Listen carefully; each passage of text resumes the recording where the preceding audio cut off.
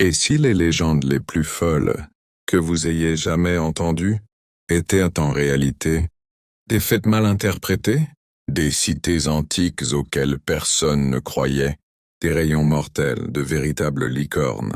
Tout cela a été découvert. Aujourd'hui, nous allons examiner 20 mensonges historiques qui se sont révélés d'une vérité troublante. Ce n'est pas de la mythologie, c'est l'histoire, avec une intrigue. Tout d'abord, les licornes ont bel et bien existé, mais il s'agissait en réalité de rhinocéros géants et poilus. Vous savez, la licorne majestueuse et scintillante des contes de fées. Eh bien, la version historique était bien moins féerique et plus proche d'un char d'assaut poilu et cornu. Voici la licorne de Sibérie, Elasmium sibericum. Cet animal était un rhinocéros massif et poilu qui parcourait l'Eurasie, pesant jusqu'à 4 tonnes et arborant une unique et gigantesque corne au milieu du front. Oubliez les bonds gracieux à travers des forêts enchantées. Cette bête était un véritable bulldozer préhistorique. Pendant des siècles, les récits concernant la licorne ont été considérés comme de pure fantaisie. Mais les paléontologues ont finalement découvert des fossiles qui le prouvent. Alors oui, les licornes ont réellement existé. Simplement, ce n'étaient pas les créatures gracieuses que l'on voudrait voir sur un t-shirt, à moins que ce t-shirt ne porte l'inscription « J'ai survécu à une rencontre avec un bélier poilu de plusieurs tonnes ». Deuxièmement, les filles empoisonnées. De l'Inde étaient de véritables armes humaines. La légende des Vishakana, ou filles empoisonnées, semble tout droit sortie d'un film de James Bond, mais avec une tonalité d'espionnage antique. Selon le récit de jeunes et belles femmes de l'Inde ancienne étaient élevées dès leur naissance avec un régime composé de poisons et de toxines soigneusement sélectionnés. Avec le temps, elles développaient une immunité, mais leur propre fluide corporel devenait mortel pour autrui. Un simple baiser, voire un contact intime, pouvait s'avérer fatal. Longtemps considérée comme une simple légende, cette histoire a été perçue comme une mise en garde contre les femmes dangereuses. Cependant, des textes historiques de l'Empire maurien confirment qu'il s'agissait d'une méthode d'assassinat bien réelle et d'une efficacité redoutable. C'est l'incarnation même de la toxicité, poussant le concept de relation toxique à un niveau de réalité inédit. Mieux vaut ne pas s'y frotter. 3. Le kraken dans la réalité était un calmar géant. Le kraken est un monstre marin. Mythique si immense que ses tentacules gigantesques pouvaient engloutir des navires entiers. Pour les marins, c'était le cauchemar absolu, une légende qui se murmurait avec terreur à travers les 7 mers. Pour tous les autres, ce n'était qu'une belle histoire.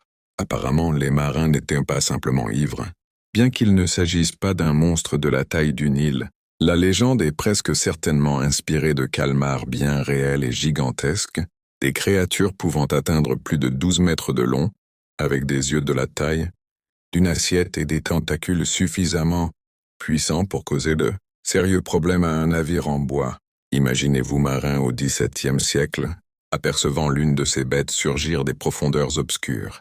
Vous ne vous contenteriez pas de raconter des histoires. Vous auriez probablement besoin d'un nouveau pantalon et d'une reconversion professionnelle. Quatrièmement, la chirurgie cérébrale à l'âge de pierre et les taux de survie. Si vous pensez que la médecine moderne est stressante, imaginez une opération du cerveau à l'âge de pierre. Cette procédure, appelée trépanation, consistait à percer, inciser ou gratter un trou dans le crâne. Et non, il ne s'agissait pas d'un rituel post-mortem macabre. Les archéologues ont découvert de nombreux crânes préhistoriques présentant ces trous et des signes évidents de cicatrisation et de régénération osseuse, ce qui signifie que les patients ont survécu des années après l'intervention. Pourquoi faisaient-ils cela? Les théories vont du traitement des traumatismes crâniens et de l'épilepsie à l'exorcisme. Quelle qu'en soit la raison, le fait que nos ancêtres troglodytes pratiquaient la chirurgie cérébrale avec des outils en silex et que des personnes aient survécu est à la fois terrifiant et incroyablement impressionnant. De quoi donner des maux de tête. 5 femmes ont combattu et péri comme gladiatrices dans le Colisée romain. L'image du gladiateur est presque toujours celle d'un homme musclé, armé d'une épée et au visage grimaçant. Pourtant, pendant longtemps, l'existence de femmes gladiatrices a été rejetée par de nombreux historiens, considérée comme pure fantaisie ou erreur d'interprétation, jusqu'à ce que l'archéologie vienne tout bouleverser.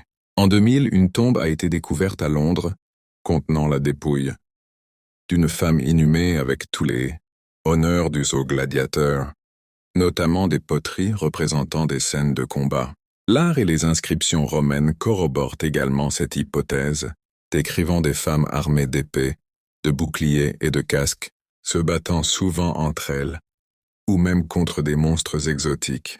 Elles n'étaient pas de simples figurantes, c'étaient des guerrières entraînées.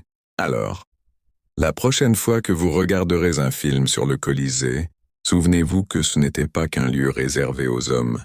Les femmes aussi ont versé leur sang, sous les acclamations de la foule. 6. Le véritable Moby Dick était une baleine blanche vengeresse nommée Mocha. Dick, le Moby Dick d'Herman Melville, n'était pas une simple histoire inventée, de toute pièce à propos d'une baleine en colère. Il était inspiré d'un cachalot albinos bien réel, célèbre et redoutable, nommé Mocha Dick. Cette baleine était une légende parmi les baleiniers du Pacifique au XIXe siècle. Elle était connue pour sa taille impressionnante, sa couleur blanche caractéristique et surtout, son extrême agressivité envers les navires baleiniers. Contrairement aux autres baleines qui fuyaient, Mocha Dick attaquait activement les bateaux et aurait survécu à des dizaines de harpons. Avant d'être finalement tuée, elle représentait la menace maritime ultime, le fléau de l'industrie baleinière. Ainsi, l'histoire épique de la chasse obsessionnelle du capitaine Achab n'était pas une fiction. Elle était inspirée d'un monstre marin bien réel qui avait décidé que c'était l'humanité qu'il fallait traquer. 7. Les gigantesques palais flottants de l'empereur Caligula. L'empereur romain Caligula est célèbre pour son excentricité, pour le moins surprenante. Il aurait même tenté de construire une console parce que son cheval hennissait bruyamment. Mais l'une de ces légendes les plus étranges raconte qu'il aurait fait construire 2 gigantesques palais flottants sur le lac de Nemi. Il s'agissait, dit-on, d'énormes barges ornées de mosaïques de marbre et équipées de canalisations, d'eau courante chaude et froide, de véritables villas de luxe, flottantes pour ces fêtes infâmes. Pendant près de 2000 ans, on a cru à une simple anecdote de plus sur sa folie.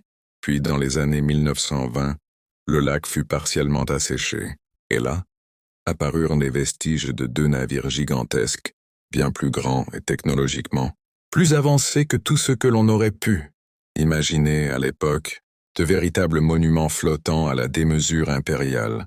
Caligula n'était pas seulement fou, il était démesuré avec son budget d'ingénierie.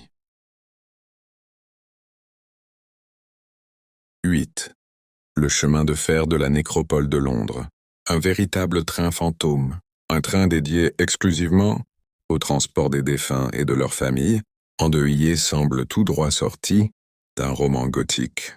Pourtant, pendant près d'un siècle, le chemin de fer de la nécropole de Londres a bel et bien constitué un élément essentiel de l'infrastructure londonienne.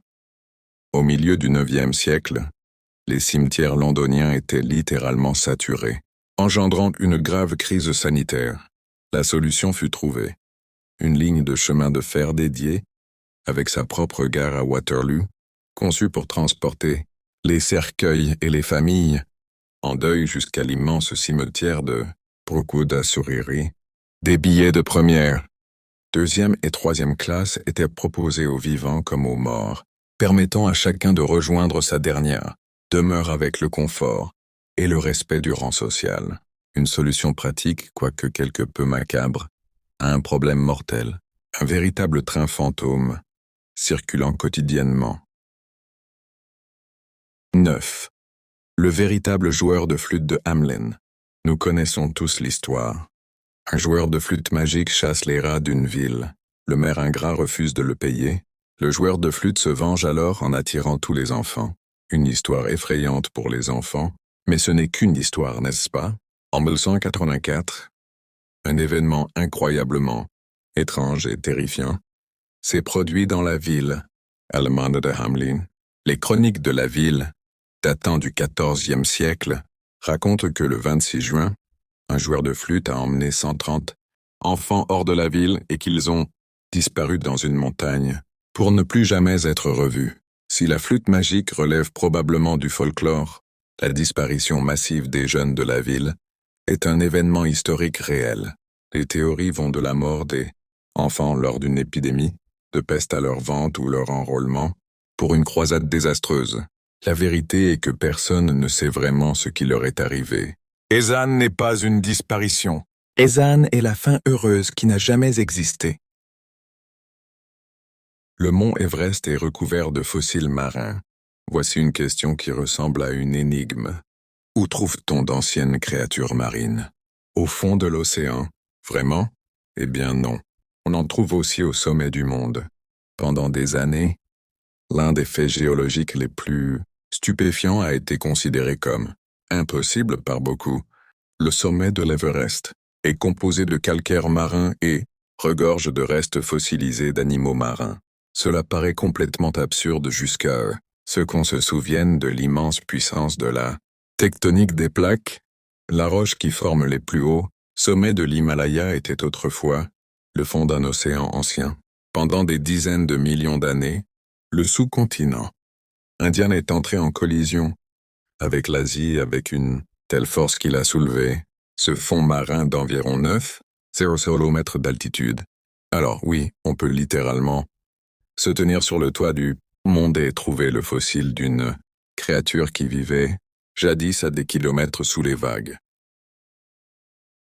Quelle légende ancienne pourrait un jour se révéler vraie, selon vous? Ou mieux encore, y a-t-il quelque chose que nous avons oublié de mentionner dans cette vidéo et qui mérite absolument d'y figurer? Dites-le nous dans les commentaires. Et si vous voulez découvrir d'autres faits étonnants que l'histoire a tenté de dissimuler, vous savez ce qu'il vous reste à faire.